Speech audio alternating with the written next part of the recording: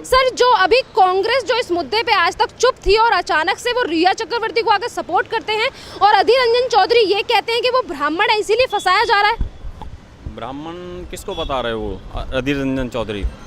देखिए, सबसे बड़ी बात यह है कि इसमें इन एंगलों को ले करके जो आ रहे हैं, इसका जो मेन पर्पज़ है वे है रियल कल्प्रिट्स को बचाना।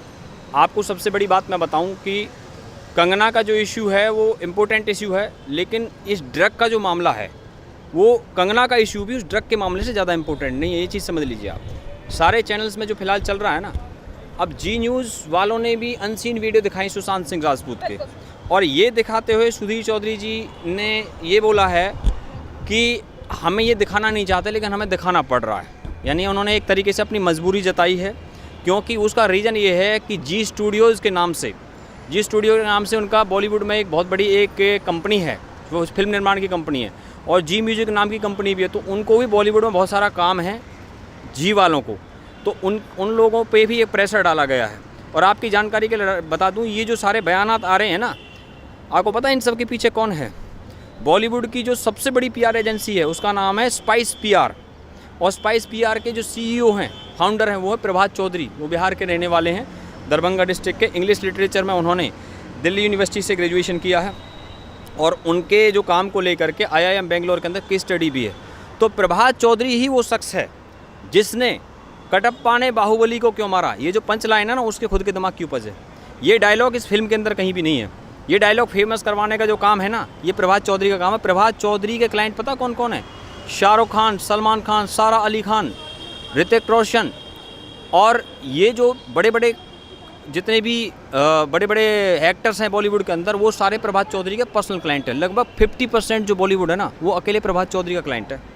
और प्रभात चौधरी ने मी टू का जब मामला आया था ना शेरन जी, तो उस वक्त इन सारे स्टारों को ये बोला था कि भाई आप चुप नहीं बैठना, रिस्पॉन्ड जरूर करना है। और पता वो इतनी चालाकी से चीज़ों को करते हैं, जब भी कभी कोई स्टार किसी इवेंट में जाता है तो उसके सामने कम से कम 10 कैमरे लगे होते हैं। तो 10 कैमरे जब लगे होते हैं तो उनको पहले ही बताया जाता है कि जवाब उसी को देना है जो वो डिसाइड करते हैं, और वो 10 कैमरों में से एक सिंगल उसी आदमी को जवाब देते हैं जो पहले डिसाइड करते हैं। अगर वो आप ही की तरह 1-to-1 इंटरव्यू लेंगे शेरन जी, तो इससे क्या है, उनकी चाल समझ में आ जाएगी। लेकिन वो सारा गेम क्या है? सारा गेम ये है कि वो उसे 1-to-1 ना करके वो क्या करते हैं, उसे एक पब्लिक इवेंट का खेल बनाते हैं। दूसरा विषय मैं आपकी जानकारी के लिए और बता दूं कि ये जो सारा गेम चलता, आप मैं बताऊं, वरुण धवन ने जो है कहा कि CBI for SSR, ये उन्होंने सलाह लेकर के ना, क्योंकि उसकी फिल्म रिलीज़ होने वाली थी नेटफ्लिक्स पे, ये उसने सिर्फ इसलिए किया ताकि पब्लिक उसका विरोध ना करे। और आपको बता दूं, ये लोग पैसे दे करके बयान दिलवाते हैं।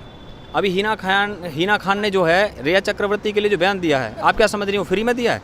वो फ्री में नहीं है, ये प्लानिंग के तहत होता है। और आज आपको एक विशेष बात बता दूं मैं आपकी जानकारी के लिए, पारुल घोषण करके भी एक PR देखती हैं, वो भी बहुत सारे बड़े बड़े स्टारों के PR देखती हैं, और आपको बता दूं उन्होंने भी बड़े बड़े खेल रचाए हुए हैं। तो ये जो सारा गेम वहाँ पे है, अब मेन मोटिव ये है कि ड्रग्स का जो 25 बॉलीवुड स्टारों के नाम है, लेकिन आप अपने विजडम से मुझे बताइए, सिर्फ 25 ही हैं क्या? 25 नहीं है सिर्फ। रिया चक्रवर्ती ने तो ये एडमिट किया है NCB को कि 80% बॉलीवुड ड्रग्स लेता है, तो सिर्फ मुझे क्यों फंसा रहे हैं? और कंगना ने कहा था 99% ड्रग्स लेता है। और आपकी जानकारी के लिए बता दूं, ड्रग्स के सारे रैकेट इंटरनेशनल रैकेट हैं, वो नेशनल रैकेट नहीं है, और उनकी जो पहुंच है अलग अलग सरकारों तक है। और क्राइम का जो बहुत बड़ा सिंडिकेट चलता है, आपकी जानकारी के लिए बता दूं, पंजाब में जो ड्रग्स आता हुआ था कनाडा से, क्योंकि कैनाबिस नाम का एक पेड़ होता है जिससे कि मरीजुआना बनती है, और वो जो है वो लीगल है कनाडा के अंदर, वहाँ की सरकार ने उसे लीगल कर दिया है। और ये किसके दबाव में किया है ये तो बताने की किसी को ज़रूरत नहीं है। और जहाँ तक बात है ना, US के अंदर जो ड्रग्स चलता है, वो सारा का सारा लगभग 90% ड्रग्स वो मैक्सिको से आता है। मैक्सिको की ऑलमोस्ट 50% से ज़्यादा इकोनॉमी ड्रग्स पे डिपेंड करती है। कमाल की बात देखिए, कोलंबिया, मैक्सिको, ऐसे कंट्री, लैटिन अमेरिका जो है ना, उसके जो कंट्री हैं ज़्यादातर वो ड्रग्स पे चलते हैं, वहाँ पे वो पौधे बो जाते हैं ड्रग्स वाले। और एक जो सबसे बड़ा कंट्री है वो है अफगानिस्तान। अफगानिस्तान में जो कोकीन, हेरोइन और ये गांजा वगैरह, इनकी खेती बहुत ज़्यादा होती है, और वो वहाँ से ड्रग्स पेडलिंग होती है, और वो दुबई के रास्ते इंडिया में आता है। आपको पता है जो बेंगलोर में ड्रग्स पकड़ा गया था, ये कहाँ से आया था? ये आया था ब्रुसेल से। और आपको बता दूं मैं आपकी जानकारी के लिए शेरन जी, ये सारे के सारे चल रहे। कंगना ने एक बात बताई थी कि जो बड़े बड़े स्टारों की पत्नियां हैं ना, वो भी ड्रग्स की पार्टी ऑर्गेनाइज करती थी। देखो, एक सॉन्ग था सलमान खान की फिल्म के अंदर कि दूल्हे की साली हो हरे दुपट्टे वाली हो, तो भैया वो बड़े बड़े स्टारों की घरवाली हो, तो भैया मैं तो उनसे एक ही बात कहूँगा कि वो ये सारा जो गेम करती हैं, अब एनसीबी के सामने जो नाम आए हैं अगले 10 दिन के अंदर देखना वो इंटेरोगेशन करेगी एनसीबी इन सब लोगों से। अब ये सारा जो खेल है ध्यान भटकाने की कोशिश की जा रही है, और ये चैनल है ना ये चाहते हैं कि ये सारा ध्यान कंगना और शिवसेना की कंट्रोवर्सी में लग जाए, क्योंकि शिवसेना को फिनिश करने की तो सुपारी ली हुई है एनसीपी और उसने कांग्रेस पार्टी ने। ये एनसीपी और कांग्रेस ने क्या किया कि वो विधानसभा में इसके खिलाफ एक प्रस्ताव लेके आए कंगना के खिलाफ, लेकिन अब जब उसका बुलडोजर चला दिया तो जो है चुपके से उस कार्रवाई को गलत बता रहे हैं। ये क्या तरीका है? ये उनकी प्लानिंग है कि इसको फिनिश करो शिवसेना को, और ताकि जो है एनसीपी और कांग्रेस मिल करके सरकार बनाएं और शिवसेना को किनारे कर दें। तो वो तो उनके गेम में फंस चुकी है, लेकिन शिवसेना निर्दोष नहीं है, मैं उससे कोई वो नहीं कह रहा हूँ। और जो संजय राउत साहब हैं और जो आदित्य ठाकरे ने तो LLB कर रखी है, उसे तो लॉ की जानकारी है। जहाँ तक ये जो संजय राउत हैं, और जो आपको बता दूं कि एनसीपी का जो ने सबसे ज़्यादा पोर्टफोलियो किसके पास में है इस सरकार के अंदर? एनसीपी के पास में। एनसीपी का जो अनिल देशमुख है वो इस समय मिनिस्टर है, होम मिनिस्टर। लेकिन पता है फर्स्ट टाइम मिनिस्टर किस सरकार बना था? 95 में शिवसेना भाजपा की सरकार में फर्स्ट टाइम मिनिस्टर बना था, जो आज होम मिनिस्टर है महाराष्ट्र के अंदर। और मैंने आपको पहले बताया था कि ये जो सारा कंट्रोवर्सी चल रहा है, कई चीज़ें हमने आपके सामने ब्रेक करी हैं। मैं आपके सामने मीटू वाली बात बता रहा था अभी। पता मेरे पास में जो डॉक्यूमेंट्स हैं इनके आधार पे पता मीडिया में कई चीज़ें तो ऐसी आई नहीं हैं जो मैं आपके सामने बताया करता हूँ कई बार। अब ये संदीप सिंह है, संदीप सिंह में मॉरिशस के अंदर यौन शोषण का आरोप लगा था। शेरन जी आप पूरा यूट्यूब खोल लीजिए, अगर कहीं किसी ने भी, उसके कई इंटरव्यू हैं, किसी ने भी ये बात उससे पूछी हो तो। लेकिन आपको बता दूँ ये जी न्यूज़ की जो है जी न्यूज़ की रिपोर्ट लेकर के आया हूँ मैं संदीप सिंह के बारे में। फिल्म सरबजीत के प्रोड्यूसर के खिलाफ यौन उत्पीड़न की शिकायत दर्ज। संदीप मॉरिशस में एक नई फिल्म के लिए लोकेशन देखने गए थे, ऐसे में संदीप ऐसा इसमें लिख रखा। मैं न्यूज़ पढ़ना नहीं चाहता पूरी। ये न्यूज़ कब की है? 6 अप्रैल 2018 की जी न्यूज़ की न्यूज़ है ये। और मैं आपको बता दूं कि मैंने बताया था इसको डिटेन किया था। इसे डिटेन का मतलब ये है कि इस पर केस दर्ज नहीं हुआ था। अब मॉरिशस की जो पुलिस है उसने इसे लेटर लिख के दिया है कि मॉरिशस में संदीप सिंह पे कोई केस नहीं है। ये लेटर की कॉपी भी मेरे पास में है शेरन जी। और आपको मैं बता दूं, आप देखिए ना अर्नब की जैसे क्रॉस क्वेश्चनिंग, अर्नब की डिबेट्स को छोड़ के भाग जाते हैं लोग डर के मारे, क्योंकि अर्नब की जो क्रॉस क्वेश्चनिंग होती है वो पढ़ करके नहीं होती, वो स्पॉन्टेनियस सवाल करता वहीं पे। दूसरा मसला ये है कि अर्नब का मैंने आपको अगर जानकारी दी है तो अर्नब की बात से मुझे याद आ गया। अर्नब घोष, मैंने आपको बताया था ना, अर्नब के चैनल के बाहर जो है पुलिस वाले खड़े, ये मैंने ये बात बताई थी ना। अब कर लिए ना उसके रिपोर्टर अरेस्ट? बताइए, रिपोर्टर अरेस्ट कर लिए ना?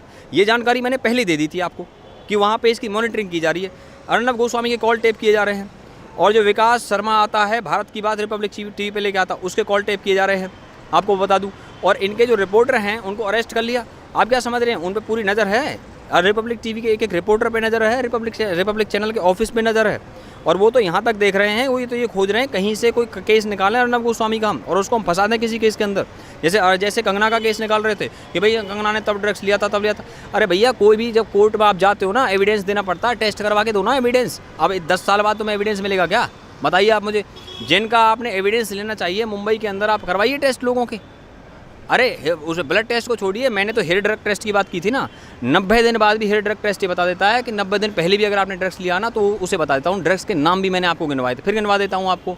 मेटाफीन है, कोकेन है, मरीजुआना है, इनके PCB भी है। इनके आप हेयर ड्रग टेस्ट कर लीजिए, 90 दिन बाद भी आपको बता देंगे कि आपको जो है उसके अंदर आपने ड्रग्स लिया था या नहीं लिया था।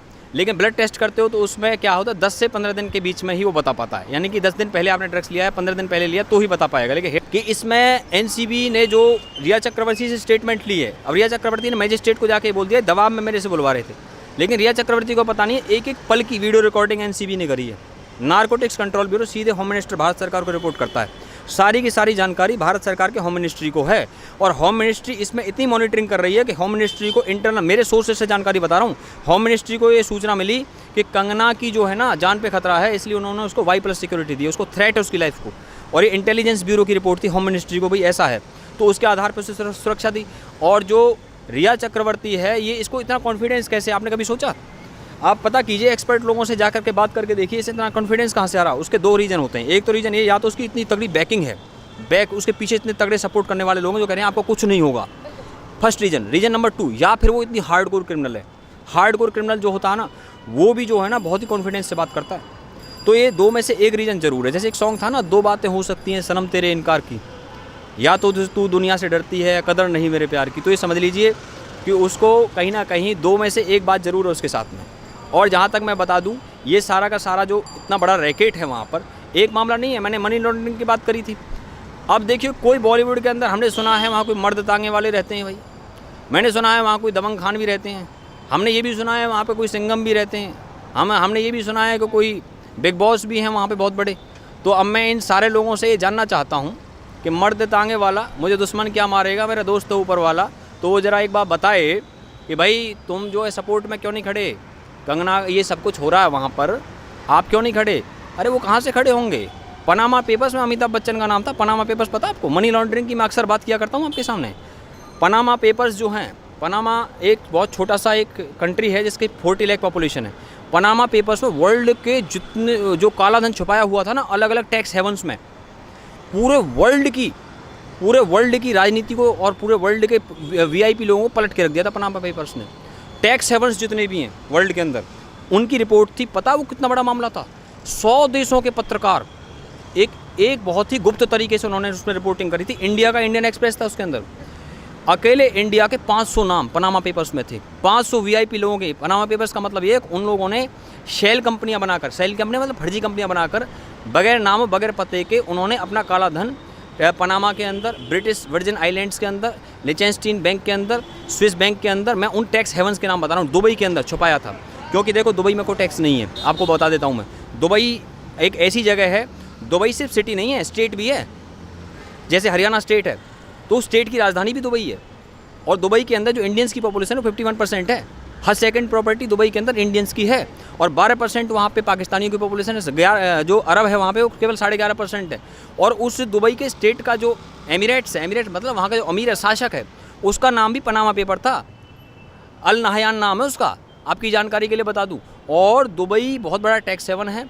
सुब्रमण्यम स्वामी जी तो ये कहते हैं कि भारत का 43% ब्लैक मनी वहाँ के रास्ते गया। फिर से उसी टॉपिक पर आता हूँ। अमिताभ बच्चन और ऐश्वर्या राय का नाम उसके अंदर था। और उसके अंदर बड़े बड़े VIP ब्यूरो, उसमें जुडिशरी के लोग थे, उसके अंदर पॉलिटिक्स के लोग थे, उसके अंदर बॉलीवुड के लोग थे, उसके अंदर जो है बिल्डर थे। किसके अंदर? Panama papers. पनामा पेपर्स में जिसमें ICIJ नाम की जो है एक इन्वेस्टिगेटिव एजेंसी बनाई थी, जिसमें 70 देशों के पत्रकार और 100 देशों से ज़्यादा के लोग जुड़े हुए थे। और वो जो है उन्होंने अपनी लाइफ पे थ्रेट लेकर के ये सारे रिवील किए थे। आपकी जानकारी के मनी लॉन्ड्रिंग, मैंने बताया था ना, आप कभी मेरे से बात करेंगी तो मैं आपको मनी लॉन्ड्रिंग के खेल बताऊंगा, किस किस तरह के खेल चलते हैं। हवाला के बारे में बताया करता हूँ आपको अक्सर, हवाला का जो सारा मामला है, क्योंकि हवाला का पैसा समुद्री जहाज़ के रास्ते आता है शरण जी। और पता है ये जो सारे रैकेट चल रहे हैं ना बॉम्बे में, आप क्या समझ रहे हो? ये सारे रैकेट मतलब जो है अभी से ऑपरेट कर रहे हैं? नहीं, 70s 80s में भी करते थे। जो दीवार फिल्म के अंदर अमिताभ बच्चन ने रोल किया था ना, वो रोल किया था वो हवाला। और जिस तरीके से वो अमीर बना था 2 नंबर के धंधों से, वो हाजी मस्तान की लाइफ पे उसको वो कैरेक्टर था अमिताभ बच्चन को दीवार के अंदर। आपको बता रहा हूँ आज मैं, हाजी मस्तान बहुत बड़ा अंडरवर्ल्ड डॉन था। मुंबई में क्राइम सिंडिकेट चलता था। अंडरवर्ल्ड जो मुंबई में चला है, उसके जो मुख्य सूत्रधार थे 1940 से स्टार्ट हो गया था। एक करीम लाला पठान था, पश्तून था, उसने चलाया था। उसके बाद हाजी मस्तान तमिलनाडु का था, वो बहुत बड़ा डॉन था। उसके बाद दाऊद इब्राहिम आ गए। दाऊद इब्राहिम दुबई चले गए शिवसेना के डर से, और फिर वहाँ से वो कराची, और पाकिस्तान की सरकार UAE की गवर्नमेंट उनको सपोर्ट करने लगी। बॉम्बे के अंदर ड्रग्स का काम करने लगे, और जो मुंबई की फिल्मों में पैसा लगाने लगे, रियल एस्टेट में पैसा लगाने लगे। और पता है इतना ही नहीं है, जो ये इस तरह से नाचते हैं ना, ये पैसे के दम पे नाचते हैं, इस तरह से खेल चलते हैं सारे के सारे। ये सारा जो व्यापार है, कहते हैं भाई दुबई से कॉल आ रहे हैं। रिया चक्रवर्ती भी जब यूरोप टूर पे 2 बार सुशांत के साथ ये जब गई है ना, तो वापस लौटते वक्त दुबई गई है विदाउट सुशांत के। गौर करना। इसके अलावा मैंने आपको पहले बताया 13 अप्रैल 2015 को यामी गौतम के साथ में एक इवेंट के अंदर दुबई गई थी वो। और खुद संदीप सिंह ने चैनल पे एडमिट किया है कि मैं दुबई अक्सर जाता रहता हूँ, लेकिन मैं घूमने फिरने के लिए जाता हूँ। तो ज़रा बताओ मिलते किससे हो वहाँ जा कर के? इसका पासपोर्ट एक्सपायर हो गया था संदीप सिंह का इसी कुछ अभी से कुछ 3 महीने पहले, इसलिए जा नहीं सका। और पता, अब जो इंटरनेशनल फ़्लाइट बंद हैं तो ये भाग तो सकते नहीं हैं। और इन लोगों ने क्या है ना, इनको ये लगता है यार यहाँ से निकलें तो कैसे निकलें। और इन लोगों को अब इनको ये पता नहीं था कि ये भारत सरकार की एजेंसियां इनके पीछे लग जाएंगी। ये सुशांत का जो केस आ गया, इनकी सेटिंग मुंबई तक है। मुंबई में तो इन्होंने पुलिस से भी और सब जगह सेटिंग कर रखी सारी की सारी। और आज से नहीं है, इन्होंने पूरा मतलब जो है ना, सारा गेम सेटिंग पे चलता है और सेटिंग पे सारे खेल होते हैं।